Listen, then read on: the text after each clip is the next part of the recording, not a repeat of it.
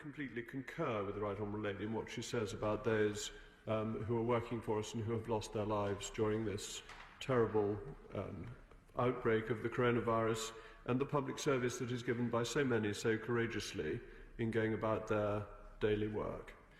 But I do want to answer what she says about Parliament, because what she says is important and is fundamental to us as a democracy. The government's advice is quite clear. Work from home if you can.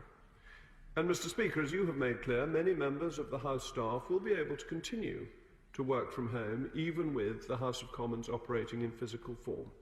Indeed, very few additional clerks will need to be present on the premises. Member staff will be able to continue to work from home, and the overwhelming majority of the House community will be able to continue to work from home, the exception being members of Parliament themselves. And why is that? Because the government's advice is if you need to go to work, you must go to work. And we see in this Parliament, in this House today, the ineffectiveness of scrutiny in comparison to what we see when this House is operating in the normal way. We have no flexibility of questions. The questions are all listed in advance. No ability for people to bob, to come in, to join in the debate. No cross-cutting of debate. No ability to advance arguments or take them forward. Simply a series of prepared statements made one after another. That's not the House of Commons doing its proper duty, its proper role of scrutiny of the government. But then there's the other side of it. Where are the bill committees? How are bills progressing? What is happening to the legislative agenda that this government was elected on in December? Or do we just ignore our constituents, ignore the voters and not get on with a proper parliamentary, a proper democratic system?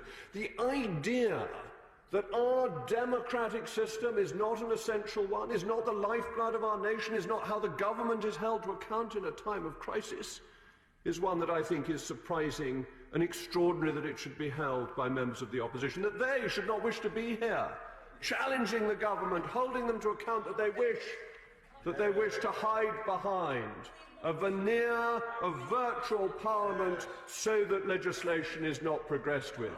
We have heard it. We have heard it from the shadow Scottish spokesman on these matters, when he says that virtual parliament is a second-rate parliament. He wants us all to be second-rate, whereas I want us, Mr. Speaker, all to be first-rate, to get back to a proper parliament, because democracy is essential. What we do is essential. Holding the government to account is essential, and delivering on manifesto promises is also essential. And that is what I hope we shall be able to do after we come back from the Whitsun recess, in line with what is happening in other parts of the country, that the intention is for schools to go back. How can we say to our school children, you're safe going back, some of them, but that we're not, that we're going to hide away while school children are going back? Is that the right message to give to our constituents, Mr. Speaker? Are we a people set apart, a special class, who are exempt from what the rest of the country is doing? No, Mr. Speaker, we are not. We are the leaders of our nation, and we have a responsibility, and that responsibility falls on us to come back. But we can observe social distancing. We can look at the chamber as it's set out. We can look at the division lobbies that have been arranged by you, Mr. Speaker, to make sure that the clerks are safe and that members are safe. This is the right way for us to proceed, so that there is proper democratic scrutiny and legislation may be brought forward in accordance with the mandate that the British people gave us. Stay at home, work from home if you can. We, in reality, cannot, and that is why we ought to be coming back. We say, and I ask you to stay with us, lift up your voices in this great meeting in the heart of England, and to all the world a message: England lives and marches on.